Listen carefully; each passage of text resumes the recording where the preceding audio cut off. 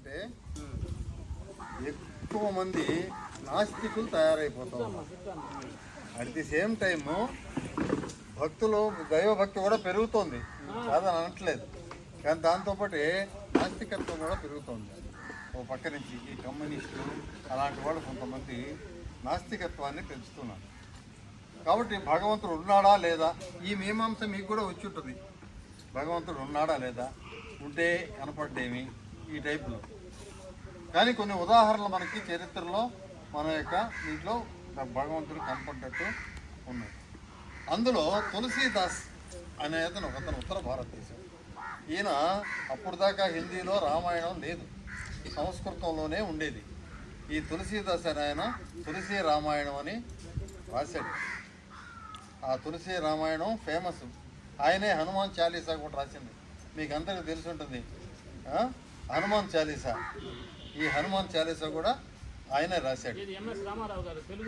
తెలుగులో పాడుతుంటారు, ఎంఎస్ రామారావు గారు తెలుగులో పాడుతుంటారు, దాన్నే హిందీలో ఉంది. హనుమాన్ చాలీసా రాసింది కూడా ఈయన. రెండు ఒకటే, రామచరిత మానసే తులసీదాస్ రాశారు, తులసి రామాయణం అన్న అదే. ఇప్పుడు ఆయన సరే, ఆయన జీవిత చరిత్ర, ఆయన మ్యారేజ్ చేసుకున్నాడు, ఆమె మీదనే వ్యామోహంతో ఉండేవాడు. ఉన్నప్పుడు కానీ రామభక్తి మాత్రం మొదటించి ఉండదు. ఉంటే ఆమె ఒక విసుగు పడిపోయి, ఏమయ్యా నా దగ్గర ఏముంది, రక్తము మాంసం ఇదే కదా, నా కోసం ఎందుకు అట్లా ప్రాధాయపడతావు, కొంత సమయం రాముడి మీద పెట్టరాదు అన్నదంట. అప్పుడు వెంటనే ఆయన జ్ఞానోదయం అయ్యి, రాముడే నీ చేత ఈ మాట పలికించాడు అని వెళ్ళిపోయాడు. అతని ఇంట్లోంచి కాశీలో గుడి దేవాలయం వెళ్ళిపోయాడు. రామచరిత మానస రాయడం, ఏ రోజు రాసింది ఆ రోజు అందరికీ చెప్పడం, ఇలా అయిపోయాడు. తర్వాత వాళ్ళ మామగారు, మామమరుతులు, అత్తగారు అందరూ పోయి బతిలాడారు, రమ్మనింటికి రారాత ఆరు వచ్చి బతిలాడింది. పొరపాటుగా మాట్లాడాను రెండు పోలా, ఇంకా ఇల్లు సంసార జీవితం వదిలేశాడు రామచరిత. అయితే ఆయన ప్రతిరోజు, ఆ రోజుల్లో ఇప్పుడు మనకి వాష్రూమ్స్ అవి లేవు, అంతా అవుట్ సైడే పోయేవాళ్ళు చెరువు కట్ట మీదకి. ఆయన నీళ్లు తీసుకొని, చెంబు తీసుకొని చెరువు కట్ట మీద పోయి కార్యక్రమం పూర్తి అయిపోయిన తర్వాత వచ్చేటప్పుడు అన్ని నీళ్లుంటే ఒక మర్రి చెట్టు మొదట్లో పోసేసి పోయేవాళ్ళట ప్రతిరోజు. అయితే ఆయనకి తెలియకుండానే ఆ మర్రి చెట్టు మీద ఒక బ్రహ్మ రాక్షసి ఉండి ఆ నీళ్లను సేవిస్తూ ఉండేది. అలా ఆ బ్రహ్మరాక్షసు ఒకరోజు సడన్గా ఈయన ముందు ప్రత్యక్షమైంది. అయ్యా, నా యొక్క శాపం పీరియడ్ అయిపోయింది, నేను వెళ్ళిపోతున్నాను, ఇన్ని రోజులు నువ్వు పోసిన నీళ్లు తాగాను, కాబట్టి నీకు ఏదైనా కోరుకుంటే చెప్పు, తీరుస్తాను అని చెప్పిందంట బ్రహ్మరాక్షసు. నాకేం కోరిక లేదమ్మా, రామదర్శనం, శ్రీరామ దర్శనం కావాలంతే అన్నట్టుగా. అంత శక్తి నాకు లేదయ్యా, శ్రీరాముని నీకు దర్శనం చేయించగలిగే శక్తి నాకు లేదు. కాకపోతే ఒకటి చేయగలను, హనుమంతుడితో పరిచయం ఏర్పాటు చేయగలను నీకు. హనుమంతుడితో నువ్వు రామచరిత మానస్ అదే రాస్తున్నావు కదా, అది చెప్తావు కదా, ప్రతిరోజు రాసిందంతా చాలామంది పురప్రముఖులు వస్తారు, వాళ్ళల్లో ఫస్ట్ వస్తాడు ఒక పిచ్చోళ్ళలాగా ఉంటాడు. అతను పిచ్చోళ్ళలాగా ఉంటాడు, గడ్డం పెరిగిపోయి ఎందరవాళ్ళంగా తైల సంస్కారం లేకుండా జుట్టు అటు వస్తాడు. చివరి దాకా ఉండి లాస్ట్లో పోతాడు అతను. అందరూ వస్తూ ఉంటారు, పోతూ ఉంటారు, వెళ్ళిపోతూ ఉంటారు, చివరిలో పోతాడు. అతనే హనుమంతుడు. పట్టుకొని కొంచెం పట్టు అని చెప్పేసి మాయమైపోతుంది. అయిపోయిన తర్వాత రోజు చూస్తుంటాడు. ఇంకా ఇది యాంగ్జైటీ, ఆ యొక్క ఉత్సాహం చూశాడు. అంతా అయిపోయి అందరు వెళ్ళిపోతారు, ఈయన కూడా లేచి పోబోతున్నప్పుడు కాళ్ళ మీద పట్టుకుంటాడు, కళ్ళు పట్టుకుంటాడు. నువ్వే హనుమంతుడివి, నాకు తెలుసు స్వామి. నేను కాదు పో అంటాడు. నువ్వే స్వామి హనుమంతుడివి, నాకు తెలుసు, నన్ను కరుణించు అని. అప్పుడు ఆయన ప్రత్యక్షమయ్యి, నాకు రామదర్శనం కావాలి స్వామి అంటాడు. ఇప్పుడు భగవంతుడు ఉన్నట్టా లేదా? కాబట్టి రామదర్శనం కావాలంటే, సో పలానా రోజు నువ్వు ప్రతిరోజు పోతుంటావే రాముల వారి మందిరం, ఆ మందిరం ముందు ఆ చెట్టు కింద నిలబడుకొని ఉండు, నేను రాముడు దర్శనం నీకు ఏర్పాటు చేస్తాను అంటాడు హనుమంతుడు. అనగానే ఈయన అక్కడ నిలబడుకొని ఉంటాడు. రాముని చూడాలా, రాముని చూడాలా చూడాలా అనేటువంటి జిజ్ఞాస అతనికి. అలాంటి పరిస్థితుల్లో ఒక ఇద్దరు వస్తారు. వచ్చి బాబు రామాలయం ఎక్కడికి రాని అడుగుతారు. మీరు పక్కన జరగండా చూస్తూ ఉంటాడు ఇతను. మళ్ళీ అడుగుతారు బాబు రామాలయం ఎక్కడ, వాళ్ళ వైపు చూడకూడదు, అదిగో ఎదురుగా ఉండి పోండి అంటాడు. పైనుంచి ఒక చిలక మాత్రం గీమంటుంటుంది, గీమంటుంటుంది, గిలగిలగిలగల కొట్టుకుంటుంటుంది ఆ చిలక. ఈయన వెండు మీరు పోండి అయ్యానంత, నాకు వేరే వాళ్ళు వస్తారు నా కోసం చూస్తుంటే వాళ్ళు వెళ్ళిపోతారు. అప్పుడు ఆ చిలక కిందకి దిగి మీ దుంపల్లేగా వచ్చింది రాముడు లక్ష్మణుడు గమనిస్తాడు. కొయ్యో ముర్రమని బతుకుంటాడు అతను. ఆ రకంగా మిస్ అయింది ఎవరికి రామదర్శనం. ఈ రామాయణం చెబుతూ రాస్తూ రాముడే నా చేతి చెప్పిస్తున్నాడు అనే ఆలోచన. ఒకసారి అశోకవనాన్ని సీతమ్మ ఉంటుంది కదా, అశోకవనం రామాయణం తెలుసుగా చాలా మందికి.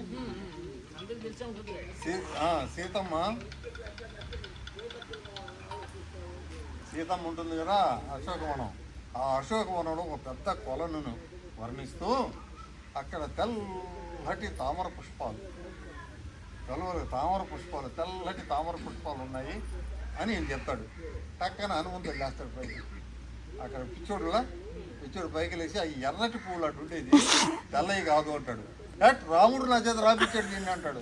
ఆయనకేం తెలుసు నీకేం తెలుసు, చూసులోండి నేను అంటాడు. ఆయనకేం తెలుసు నీకేం తెలుసు, చూసులోండి నేను, అవి మార్చు, తెల్లటివి కాదు ఎర్రటి కలువ పువ్వులను మార్చు అంటాడు.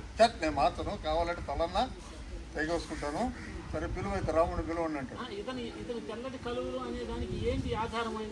రాముడు చెప్పించాడు నా చేత, రాముడు చెప్తుంటా రాశాను, నా మైండ్లోకి రాముడు పంపిస్తూ ఉంటాడు, నేను రాస్తుంటా. ఈయన వచ్చి ఆయనకి తెలియదు నీకు తెలియదు నాకు తెలుసు, నేను చూశాను అక్కడ అశోకవనంలో అంటాడు ఈయన హనుమంతుడు. మిగతా వాళ్ళందరికీ ఏం అర్థం కాదు, ఈ పిచ్చోడే చేసేది తెలియదు. ఆఖరికి రాముడిని పిలిపిస్తారు. నేను నిజమైన భక్తుడిని అయితే రామా వచ్చి నిజం చెప్పు. ఈయన వచ్చి నేను నిజమైన నీ సేవకుడిని అయితే నువ్వు రా. రాముడు వీళ్ళిద్దరికి మాత్రమే అంతరక్షణ కలిపి ఏం చేయాలో అర్థం కాదు. ఈయనేమో భక్తుడు, ఈయనేమో నాకు ప్రియమైన సేవకుడు.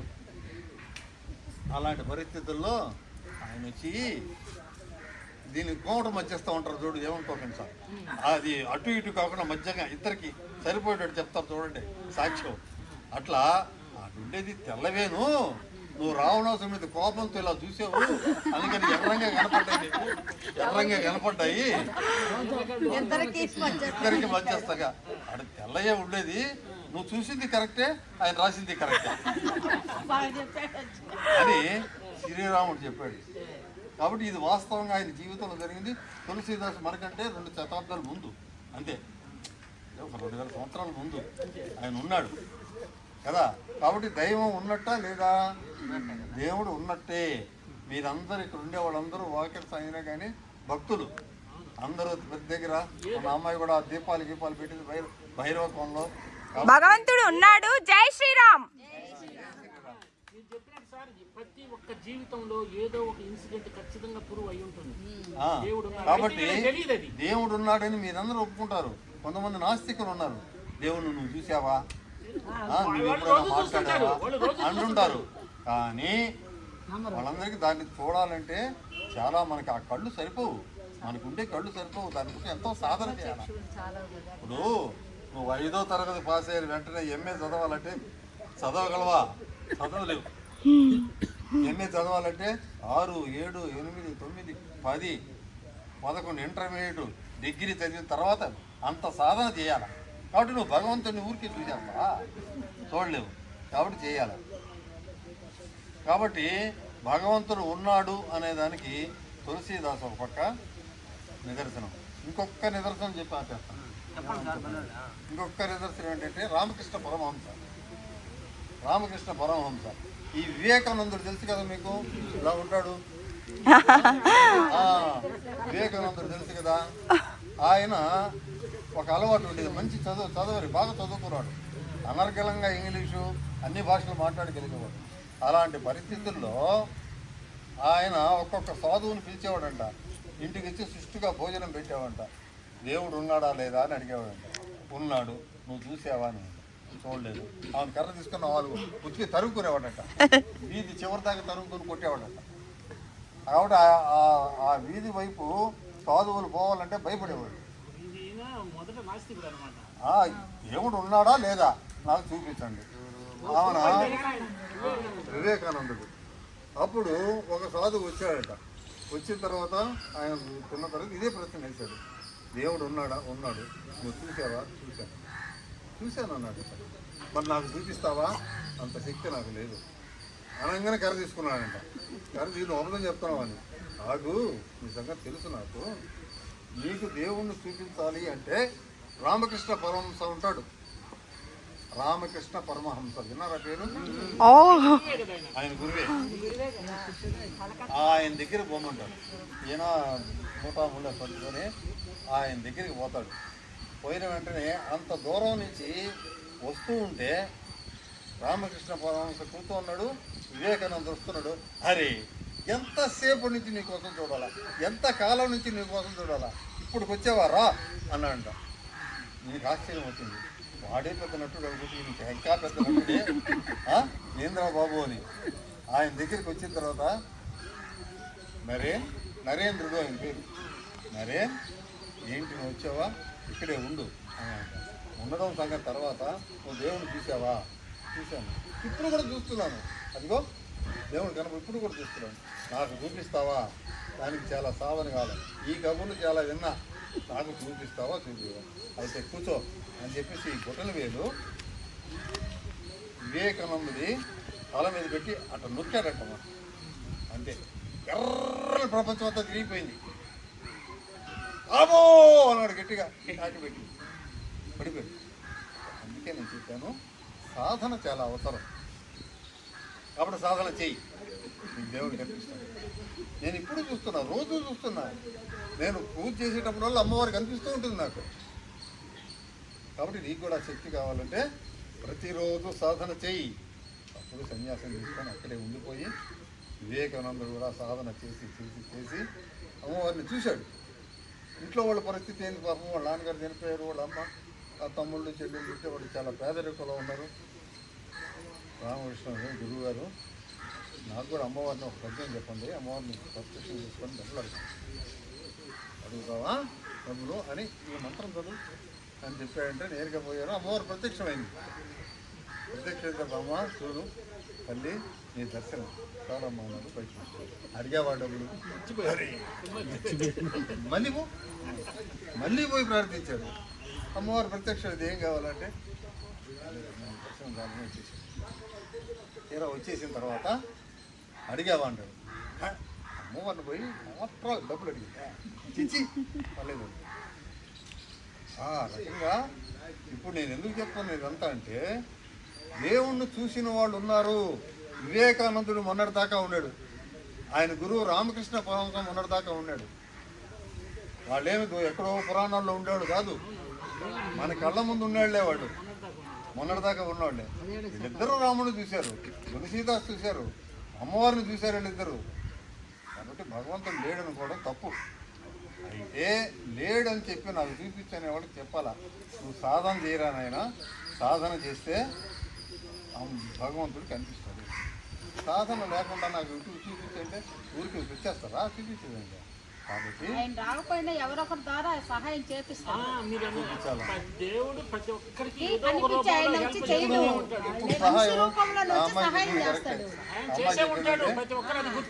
అదే దైవం మానుష రూపేణ, దైవం మానుష రూపం. అమ్మాయి చెప్పింది కరెక్టే, మానుష రూపేణ. కాబట్టి మనుషు రూపంలో మనకి భగవంతుడు ఏదో ఒక సహాయం చేస్తూనే ఉంటాడు. ఇప్పుడే బాలకోటయ్య గారికి చెప్పాను, నా చనిపోయి పరిస్థితుల్లో ఒక స్నేహితుడు వచ్చి మళ్ళీ అడ్మిట్ చేశాడు. నేను బతికాను.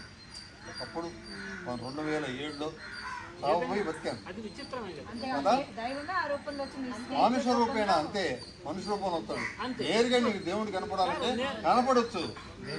సాధన చాలా అవసరం. నేను చెప్పాను కదా, నాకు ఒక ముస్లిం ఫ్రెండ్ వచ్చి మీరు దేవుడిని చూసారా? నేను దయ్యాన్ని చూసా. వాళ్ళని నేను తాకాను కూడా దెయ్యాన్ని. పొలాలు ఉమ్. అక్కడ ఒక అడుక్కునే వచ్చి బావిలో నీళ్ళు తీసి నాకు పోసి అది అంతే అట్లా వస్తారు పడిపోయాను. చేరిపోయింది, గోడ తొలిగింది, కాలు అయ్యయ్యో. ఆ, స్పాట్ డెడ్ అవ్వాలి. అడుక్కున్న పొలాలలో అడుక్కున్నారు ఎవరు ఉంటారు. వచ్చి నీళ్ళు పోసి మా నాన్నలో వాళ్ళు వచ్చేసరికి ఎవరు లేరు. అది ఇదే ఇదే ఆ రూపంలో ఎప్పుడో ఒక టైంలో జరగద్దు చాలా మంది కాబట్టి ప్రతి ఒక్కరూ అది ఫైనల్ మాట, అనేది వీళ్ళకి చిన్న మాట ఫైనల్. ప్రతి ఒక్కరు కూడా దైవాన్ని నమ్మండి, అందులో మన దైవాన్నే నమ్మండి, ఇతర మతస్థుల దైవాల్ని అంతే. వేరే మతాలు ఇప్పుడు ఎడారి మతాలు వచ్చుంటాయి మన దేశంలో, మాది గొప్ప అనే ఆ ఎడారి మతాలు వచ్చుంటాయి. సర్వమతం సమానం అనద్దు. అమ్మా, ఏలే శవం ఉంటుంది అక్కడ ఇట్లా కొట్టేసి మేకులు కొట్టేసి ఆ శవాన్ని పూజించే వాళ్ళ మతం ఉంది, అది కాదు. తర్వాత సమాధులను పూజించే వ్యవస్థ కొన్నది కొంతమందికి ఉంది, అది కాదు, మనది కాదు. మీరు ఆ మాట అన్నారంటే ఎగిరి గంతులేస్తారు అందరూ. కాబట్టి మనం అట్లాంటి వాళ్ళ జోలికి పోకూడదు. ఉన్నావే మనకి మనకి భయమే ఉంది. మన ఋషులు, మన పూర్వీకులు, మన తపస్సంపన్నులు, మన పెద్దవాళ్ళు చెప్పినటువంటి మన జీవితం దైవమే దైవం, మిగతా వాళ్ళది కాదు. వాళ్ళ గురించి చెప్తారు, అదే మనం చెప్పలేము. ఇట్లా మనం 10 మందికి ఇట్లా చెప్పుకొని అందరం అడగచ్చు కూడా. నేను ఒక మాట